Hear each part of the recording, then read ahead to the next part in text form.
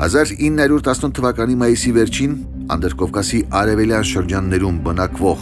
կովկասյան թաթարները կամ կովկասյան թուրքերը հռչակեցին պետություն այն անվանելով Ադրբեջան։ Ադրբեջանը Ատրպատականի հնչյունափոխված անվանումն է։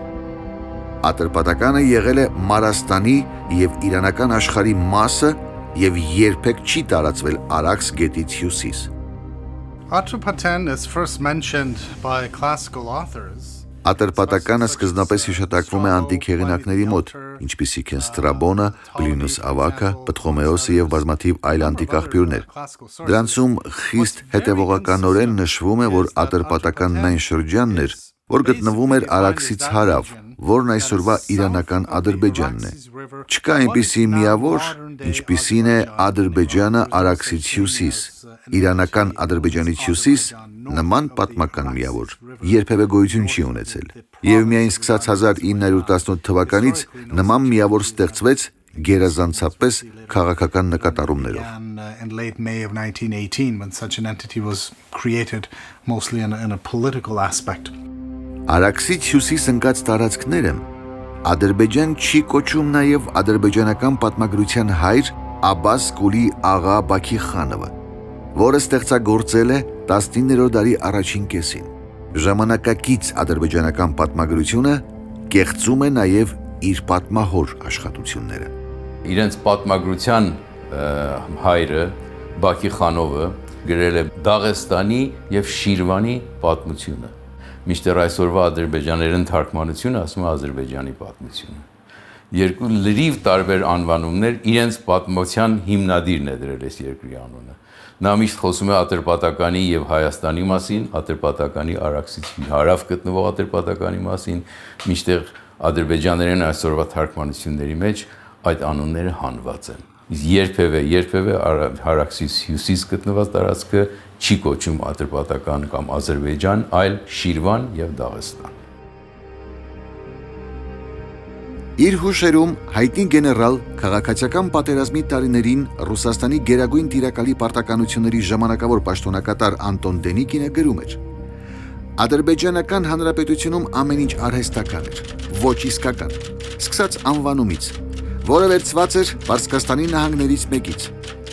Արհեստական տարածք, որն ընդգրկում էր լեզգիական Զաքաթալան, Բաքվի և Ելիզավետպոլի հայ-թաթարական նահանգները և ռուսական Մուղանը, և միավորված թուրքական քաղաքականությամբ, որպես պանթյուրքիզմի հենակետ Կովկասում։ Արհեստական պետականություն։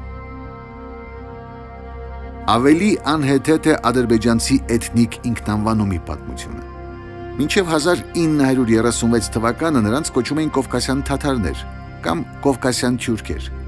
Հենց այդպես էին նրանք կոչվում 1926 թվականի ԽՍՀՄ մարդահամարի ժամանակ։ Եվ միայն 1936 թվին ԽՍՀՄ նոր սահմանադրության ընդունումից առաջ Ստալինի հրամանով Ադրբեջանի թյուրքերեն լեզուն վերանվանվեց ադրբեջաներեն, իսկ ադրբեջանի թյուրքերը ադրբեջանցի։ Այդպիսին է իրականությունը։ Ժողովրդի ինքնանվանումը ստեղծվել է հարևան Իրանից գողացված Ադրբեջան անվան հիմքի վրա Ստալինի հրամանով։ Անդրկովկասի արևելքը Ադրբեջան կոչելով պանթուրքիստ գործիչները հեռահար նպատակ ունեին այն հայտարարել հյուսիսային Ադրբեջան, իսկ հետագայում դրանից և իրանական Ադրբեջանից ստեղծել մեկ թուրքական պետություն։ Այսօր այդ ուղղությամբ քայլերն ավելի ակտիվացել են։ Եվ պատահական չէ, որ ապօրինի հիմքի վրա ստեղծված պետությունը նույնչափ ապօրինի հավակնություններ ունի հարևան երկրների նկատմամբ, որոնց ժողովուրդները բնիկ են և ունեն իրենց հողի հետ կապված հազարամյակների պատմություն։ 1968 թվականին Երևանում նշվեց մայրաքաղաքի 2750-ամյակը, ինչը դարձավ ավանդական։ Ամեն տարի հոկտեմբեր ամսին հայերը նշում են իրենց մայրաքաղաքի տոնը։ Դրան հակադրվելու և Երևանի պատմությունը կեղծելու միտում ուներ Ադրբեջանի մայրաքաղաք Բաքվում 2011 թվականին Երևանի բերդի 500 ամյակը միջոցառումը, որը հովանավորում էր Ադրբեջանի նախագահ Իլհամ Ալիևը։ Ադրբեջանցիներն ասում են, թե իբր Երևանը հիմնել է 16-րդ դարի սկզբին Ռևան Գուլի խանը, որի անունից էլ գալիս է Երևանի անվանումը։ Առնվազն տգետ պետք է լինել նման բան ասելու համար, քանի որ 16-րդ դարից առաջ մի քանի տասնյակ անգամ հիշատակվում է Երևանն իր բերդով։ Հիշենք, որ դեռևս 7-րդ դարում Երևանի բերդը դիմադրում է արաբներին,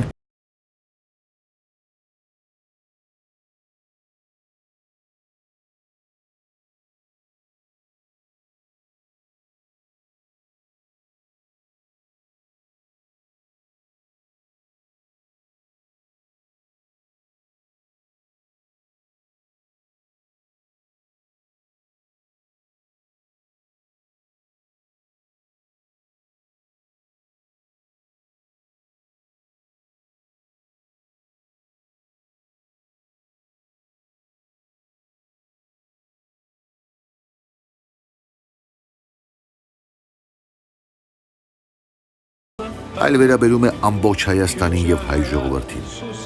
Դեռևս 1990-ական թվականներին Ադրբեջանի նախորդ նախագահը Հեյդար Ալիևը, որը ներկայիս նախագահի հայրն էր,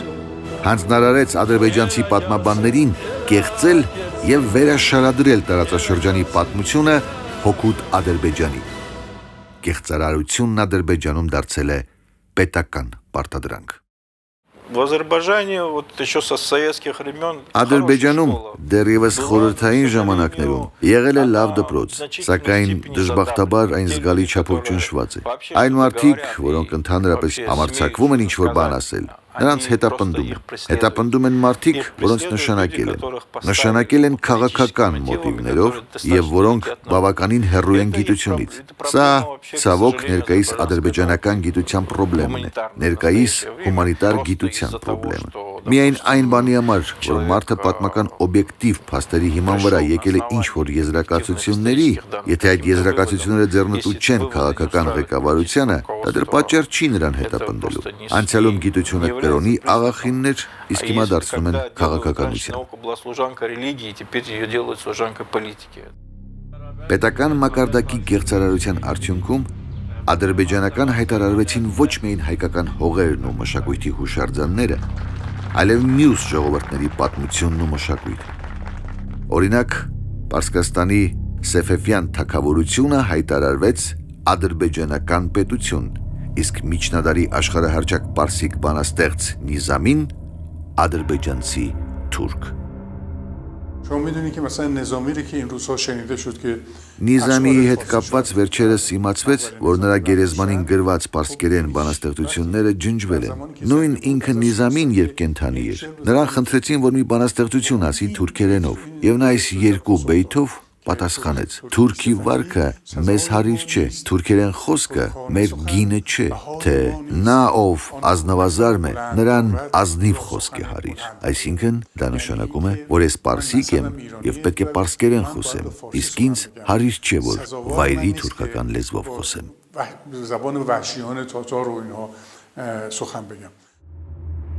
Ադրբեջանական կեղծարարության կարևոր հիմնադրույթներից մեկն էլ այն է, թե հայերը Հայաստանի Հանրապետության տարածքում չեն ապրել 15-րդ դարից առաջ։ Ասվածի անհեթեթությունը հասկանալու համար բավական է մի հայացք գցել աշխարհի նշանավոր քարտեզներին, որոնց հեղինակներն ու հրատարակիչները ի դեպ հայեր չեն։ Հերոդոտոսը իր աշխատանքների մեջ նշում է Հայաստանը, նշում է նրա գտնված վայրը, Տիգրիսի եւ Եփրատի գետերի շրջապատում ներսում դրանցից հյուսիս գտնված տարածքը, իսկ գերմանացի եւ անգլիացի քարտեզագետները, որ տարիներ հետո նրա բացատրությունների վրայով կառուցել են աշխարհի քարտեզը, գծել են աշխարհի քարտեզը, աշխարհի քարտեզում նրանք նշել են Հայաստան, Արմենիա անվանումը, համարյա աշխարհի կենտրոնում է գտնվում։ Իսկ Էրատոսթենեսը, որ շուրջ 3-րդ դար մեր թվականությունից առաջ հայտնի հույն աշխարհագրագետ եւ պատմաբան էր, նա իր աշխարհի պատմությունների իր բացատրությունների մեջ նույնպես նշում է Հայաստանի անունը եւ նրա գրվածքների հիմունքների վրա պատրաստած քարտեզները ինչպես նաև մյուս հայտնի հույն աշխարհագրագետների, մասնագետների պատրաստած գրած գրությունների հիման վրա պատրաստված քարտեզները բոլորը կենտրոնում ունեն Հայաստանը։ Այս շարքը կարելի է երկար շարունակել ու դիտել հին ու միջին դարերի նշանավոր հեղինակների քարտեզները՝ Ստրաբոն, Պտղոմեոս, 10-րդ դարի արաբ աշխարհագիր Ալ-Իսթախրի։ Դրանցում Հայաստանը մշտապես հիշատակվում է Սև, Կասպից և միջերկրական ծովերի միջև։ Իսկ որտեղ է Ադրբեջանը։ Ադրբեջան ատրպատականը մարապարսկական շրջան է, որը երբեք չի տարածվել Արաքսից հյուսիս։ Դա վկայվում է անգամ մահմեդական աշխարհագիրների տվյալներով։ Իսլամական քարտեզները, որ բնականաբար պետք է բարեկամ լինեն, իրենց իսլամ երկրներին ավելի կարևորություն տան, այդպես էլ են։ Նրանց Բալխի դպրոցի քարտեզներում մեկ քարտեզ կա, որը կոչվում է Ադրբեջանը, Աղվանքը եւ Հայաստանը։ Այս քարտեզում Արաքսից հարավ արևելյան շրջանը կոչվում է Ադրբեջան, այսինքն մեր անվանումով Ատրպատական, դրանից հյուսիս, արևմուտք եւ արևմուտք գտնվում է Արմենիստանը, որը Հայաստանն է, իսկ Քուրի եւ Արաքսի գետերի շրջանում, Քուրից էլ մինչև ավելի հյուսիս, մինչև Դերբենդ, կոչվում է Աղվանք, Առան արաբերենով։ Երբևէ Ատրպատական Ադրբեջան անունը Արաքսից հյուսիսի վրա չի դրվում։ Որևէ իսլամական քարտեզում ընդհուպ մինչև 1918 թվականը։ با هدف جدا کردن از آذربایجان ایران و بعد در صورت امکان دستاندازی با آذربایجان ایران Դուք գիտեք, որ այդտեղի անունը Առանն է եղել, եւ բոլոր հին գրվածքներում այդտեղը գտնում ենք Առան անվամբ, եւ Ադրբեջանը Արաքս գետի ներքևն էր։ Նույնիսկ հենց ներկա ժամանակներում էլ այս կողմի Ադրբեջանի տարեցները այնտեղի համար չեն ասում Ադրբեջան, այլ ասում են Առան, եւ հիշողություններում մնացել է, որ այնտեղի անունը Առան է։ و حتی در همین زمانه ما هم کهنسالان آذربایجان این سو هیچ وقت نمیگن اونجا رو آذربایجان، میگن آران. Պատմության ադրբեջանցի կեղծարարներն իրենց հորինվածքներում ավելի քան զավեշտալի են դառնում պնդելով, թե իբր հայերը կապ չունեն Արմենիայի հետ, քանի որ նրանք իրենց երկիրը կոչում են Հայաստան։ Այո, հայերն իրենց երկիրը կոչում են Հայաստան, թեպետ մյուս ազգերը ամենից ավելի շատ այն կոչում են Արմենիա։ Միևնույն երկրի մի քանի անվանումներ ունենալը սովորական եւ տարածված երևույթ է։ Վրաստանն օրինակ վրացերեն կոչվում է Սաքարթվելո, ռուսերեն Գրուզիա, անգլերեն Ջորջիա, հայերեն Վրաստան, թուրքերեն Գյուրջեստան։ Պնդել թե Հայաստանը եւ Արմենիան տարբեր երկրներ են, նույնքան ծիծաղելի է, որքան պնդել թե Սաքարթվելոն, Գրուզիան, Ջորջիան, Վրաստանը եւ Գյուրջեստանը 5 տարբեր երկրներ են։ Կամ էլ պնդել թե գերմաներենի Դոյչլանդը, ռուսերենի Գերմանիան, անգլերենի Ջերմանին, ֆրանսերենի Ալեմայնը, սկանդինավյան լեզուների Թիսկլանդը, լեհերենի Նիեմցին, ֆիներենի Սաքսան 7 տարբեր երկրներ են, այլ ոչ թե միևնույն Գերմանիան։ 16-րդ դարի սկզբից ընթացող թուրք-պարսկական պատերազմներն ամայացրին Հայաստանը, կրճատեցին նաև հայ բնակչության թիվը։ Դա օգտագործելով պատմության ադրբեջանցի կեղծարարները փորձում են պնդել, թե 17-րդ դարում այս տարածաշրջանում հայեր չեն ապրել։ Թե որքան ծիծաղելի է նման պնդումը կարելի է հասկանալ այդ ժամանակաշրջանի շատ չեզոք մի աղբյուրից՝ ֆրանսիացի հայտնի ճանապարհորդող Ժան Շարդենի տեղեկություններից։ 1673 թվականին, լինելով Երևանում, որն այդ ժամանակ գտնվում էր Պարսկաստանի տիրապետության տակ, նա նկարել է քաղաքը, իսկ նկարն իր հուշագրությունների գերմաներեն հրատարակության մեջ զետեղելով այն վերնագրել է Երևան, Հայաստանի մայրաքաղաքը։ Շեշտենք, Հայաստանի, այլ ոչ թե որևէ այլ երկրի։ Երևանի պատմությունը խեղաթյուրելու նպատակով ադրբեջանցի կեղծարարները փորձում են օգտագործել ռուսական կայսրության թողարկած Երևանի գրավման համար հուշամեդալը եւ ռուս մարտանկարիչ Ֆրանս Ռուբոյի Երևանի բերդի գրավումը 1827 թվականի հոկտեմբերի 1-ին կտավը։ Քանի որ դրանցում Երևանը ներկայացված է մզկիթներով, ադրբեջանցի կեղծարարները եզրակացնում են, թե Երևանը եղել է ադրբեջանական քաղաք։ Նման անլուրջ տրամաբանությամբ ամբողջ մահմեդական աշխարհը պետք է հայտարարել ադրբեջանական։ Ֆրանս Ռուբոյի կտավը ստեղծվել է 1893 թվականին։ Ինքը հեղինակը ծնվել է 1856-ին, այսինքն բերդի գրավումից 29 տարի հետո, եւ ցանկանալով շեշտել պարսկական զորքերի անձնատուր լինելը ռուսներին, նա կտավում պատկերել է պարսկական մզկիթ։ Նույնպիսին է մոտեցումը Երևանի գրավման համար հուշամեդալի վրա։ Պարսկական մզկիթների պատկերման նպատակն էր Պարսկաստանի տիրապետությունից Երևանի անցումը Ռուսաստանին նշանավորելը, իսկ որ Երևանը որպես Արևելյան Հայաստանի կենտրոն եղել է նաև Պարսկաստանի կարևորագույն քաղաքներից մեկը, հայտնի փաստ է։ Այդ են վկայում նաև 16-ից 19-րդ դարերի ընթացքում բազմաթիվ պարսիկ շահերի կողմից Երևանում թողարկված մեծ քանակությամբ դրամները, որոնք կրում են Զարբե Իրավան, այսինքն թողարկված է Երևանում մակագրությունը։ Այս ամենը, սակայն, վերաբերում է Պարսկաստանին եւ ոչ թե Ադրբեջանին։ Այսօր էլ Երևանում, աշխարհի առաջին քրիստոնյա պետության մայրաքաղաքի կենտրոնում, վեր է խոյանում կապույտ մզկիթը, որը մահմեդական մշակույթի հրաշալի հուշարձան է։ Եվ քանի որ մզկիթը 18-րդ դարի պարսկական հուշարձան է, Հայաստանի Հանրապետության կառավարությունն այն հանձնել է Իրանի Իսլամական Հանրապետության դեսպանության տնօրինմանը։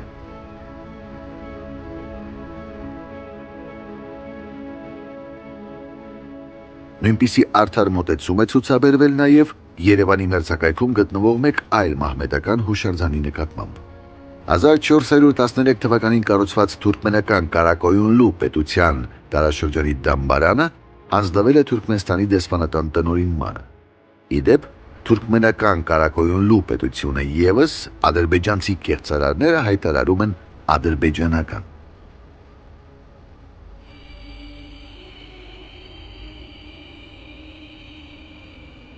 Ադրբեջանցի կեղծարարների սիրելի թեմաներից է Երևանի մզկիթների խնդիրը։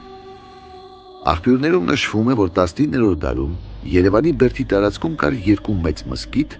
իսկ մերձակայքում ևս 6 փոքր մզկիթ։ Այսօր Երևանում պահպանվել է 2 մեծ մզկիթներից մեկը՝ Կապույտ մզկիթը։ Մյուսներն ավերվել են խորհրդային իշխանության տարիներին։ Հայտնի իրողություն է, որ աթեիզմն իրենց դրոշ դարձրած խորհրդային իշխանությունները ամբողջ ԽՍՀՄ-ի տարածքում տասնամյակներ շարունակ ավերում էին հավատքի տաճարները։ Երևանում այդ տարիներին ավերվեցին հայկական քրիստոնեական բազմաթիվ հուշարձաններ։ Սուրբ Պողոս Պետրոս եկեղեցին, որ հիմնվել էր 5-րդ դարում, ավերվեց 1930-ական թվականներին։ Երևանի կենտրոնում ոչնչացվեց 12-ից 13-րդ դարերի կառույց կաթողիկե Սուրբ Աստվածածին Վեհաշուկ եկեղեցին։ Ավերվեցին Սուրբ Գրիգոր Լուսավորիչ, Գեթսեմանի, Սուրբ Սիմոն Ծերունի, Մլերի եկեղեցիները, Կոզերնի միջնադարյան գերեզմանոցը եւ պատմական արժեք ունեցող այլ շինություններ։ 1938 թվականին, չնայած հայ մտավորականության բազմաթիվ դիմումներին ու բողոքներին, իշխանություններն ավերեցին Երևանի բերդի պահպանված հատվածները, տեղում կառուցելով գինոգործարան։ Ավերվեց անգամ ռուսական Նիկոլաևյան եկեղեցին, որը 19-րդ դարի Վեհաշուկ ճարտարապետական կառույց էր։ Իսկ 1913 թվականին կառուցված Սուրբ Աստվածածին ռուսական եկեղեցին 1930-ական թվականներից դադարեց եկեղեցի լինելուց, վերածվելով կինոթատրոնի։ Սա է իրողությունը։ Իսկ խորհրդային իշխանությունների կողմից Երևանում 1 մեծ եւ 6 փոքր մզկիթների ավերումը հայերին վերագրող ադրբեջանցի կեղծարարներին պետք է հարցնել, չէ՞ որ նույնը կատարվել է նաև խորհրդային Ադրբեջանում։ Հիշենք թեկուզ նշանավոր Բիբի Էյբատ մզկիթի պայթեցումը 1936 թվականին, կամ էլ նույն թվականին ռուսական Ալեքսանդրո Նևսկի Վեհաշուկ տաճարի ավերումը Բաքվում։ Ինչու Ադրբեջանի հավատացյալ բնակչությունը չպահպանեց դրանք խորհրդային իշխանություններից։ Ի վերջո, ադրբեջանցի կեղծարարները պետք է չմոռանան, որ Ադրբեջանի անկախացումից հետո Բաքվում եւ Մերձակայքում իրենց իսկ կողմից ավերվեցին մսկիթներ, ինչի դեմ բողոքում էին հենց ադրբեջանական լրատվամիջոցները, Կովկասի մուսուլմանների վարչությունը եւ անգամ Թուրքիայի մահմեդականները։ Այդ խնդիրը հատուկ քննարկման առարկա դարձավ նույնիսկ Ամերիկայի Միացյալ Նահանգների պետդեպարտամենտի զեկուցագրում։ Ովքեր են այսօր Ադրբեջանի Հանրապետության տարածքում ապրող բնիկ ժողովուրդները, որոնք կարող են համարվել պատմական աղվանքի Կովկասյան Ալբանիայի օրինական ժառանգներ։ Арабские источники выделяют две группы племен. Արաբական աղբյուրները աղվանքի Կովկասյան Ալբանիայի տարածքում առանձնացնում են ցեղերի երկու խումբ։ Մի ցեղախումբը բուն աղվանական ցեղերն են, երկրորդը կոչվում էր Լագզանիա։ Это, Лакзер. видимо, народы, племена, которые были близки к современным лезгинам. Լագզերը ժամանակակից լեզգիների նախնիներն են։ Բուն աղվանական ցեղերից 20-րդ դարի վերջին հասել են նաև ուդիները։ 1980-ական թվականների վերջից սկիզբ առած Ղարաբաղյան շարժման տարիներին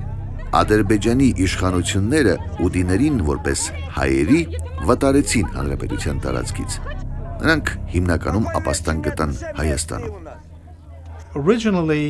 the area Սկզբնապես այս շրջանը կոչվում էր Ալբանիա, բայց նույնիսկ համաձայն Ստրաբոնի շուրջ 26 եւ ավելի լեզուներով էին խոսում այդ շրջանում։ Այսպիսով մենք ունենք շատ բազմազան կովկասյան տարրեր, իրանական ազդեցությունը շատ ուժեղ էր, կար իրանական տարը, մինչ օրս կա շատ մեծածավալ թալիշախոս փոքրամասնություն, երկրի արևմուտքում կար նաև հայկական also տարը։ existed in the western regions of the country. Պատահական չէ, որ խորհրդային բռնատիրության քայքայման հենց սկզբում առաջինը հայերը բարձրացրեցին ազատագրական շարժման դրոշը, հռչակելով Լեռնային Ղարաբաղի անկախ հանրապետություն։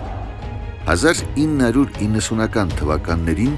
Ադրբեջանի տարածքում ոտքի կանգնեցին նաև մյուս բնիկ ժողովուրդները։ Թալիշները հռչակեցին Թալիշ-Մուղանյան հանրապետությունը, իսկ լեզգինները բարձրացրին ազատ Լեզգիստանի դրոշը։ Այս երկու շարժումներն էլ ճնշվեցին զենքի ուժով, եւ նրանց առաջնորդները հայտնվեցին վտարանդիրության մեջ։ Սակայն պատմությունը ցույց է տալիս, որ անհնար է ոչնչացնել բնիկ ժողովուրդների ազատագրական ոգին, երբ նրանք ապրում են հայրենի հողում։ Հայ պատմաբանները որպես օրինաչափություն չեն պատասխանում պատմության ադրբեջանական կեղծարարներին։ Նրանց մի մասն ուղակի պատվից ցածր է համարում նրանց մակարդակին իջնելը, մյուսներն էլ հետևելով ժողովրդական խոսքին, որ ստի ոտքերը կարճ են լինում, թողնում է, որ ժամանակն ինքը տա պատասխանը։ Ученые МГУ, проведя исследование учебников истории всех стран СНГ, Մոսկվայի պետհամալսարանի գիտնականները ուսումնասիրելով ԱՊՀ բոլոր երկրների պատմության դասագրքերը փաստեցին, որ անկախ պետությունների համագործակցության երկրներից միայն երկուսը, միայն Հայաստանն ու Բելոռուսը չեն խեղաթյուրել իրենց սեփական պատմությունը, ընդհանուր պատմությունը մեր ընդհանուր հայրենիքի, մենք գրեթե 200 տարի միասին ենք եղել, չեն խեղաթյուրել հարևանների պատմությունը, այսինքն, ինչպես ասում են, պահպանել են իրենց խիղճը, իրենց ճշմարտությունը եւ պատմության ճշմարտացիությունը։ свою правду и правду истории. Ադրբեջանական կեղծարարությունը բարձրացված է պետական մակարդակի։ Պետական վարչակարգը միջոցներ չի խնայում աշխարհով մեկ իր պատվերով ստեղծած կեղծիքները քարոզելու համար։ Եվ որ ամենաահավորն է, այդ կեղծարարությունը տեղ է գտնում դպրոցական դասագրքերում։ Դրանով թունավորվում են ադրբեջանցի երեխաները մանուկ հասակից։ Դասագրքերում երեխաներին սուտ հավաստիացնում են, թե Ադրբեջանի տարածքի հայկական քրիստոնեական հուշարձանները ստեղծել են իբր թե իրենց նախնի քրիստոնյա ադրբեջանցիները։ Մինչդեռ իրենց բանակի միջոցներով ադրբեջանական իշխանությունները օրը ցերեկով ոչնչացրեցին հազարավոր քրիստոնեական խաչքարեր Ջուղայում եւ այլ հուշարձաններ ողջ Ադրբեջանի տարածքում։ Ակամա հիշում եւ ցանկանում ես Ադրբեջանի իշխանություններին հիշեցնել, Աբրահամ Լինքոլնի հայտնի միտքը։ Դուք կարող եք հիմարացնել ամբողջ ժողովրդին ինչ-որ մի ժամանակ, կամ ժողովրդի մի հատվածին հիմարացնել անընդհատ, բայց չեք կարող անընդհատ հիմարացնել ամբողջ ժողովրդին։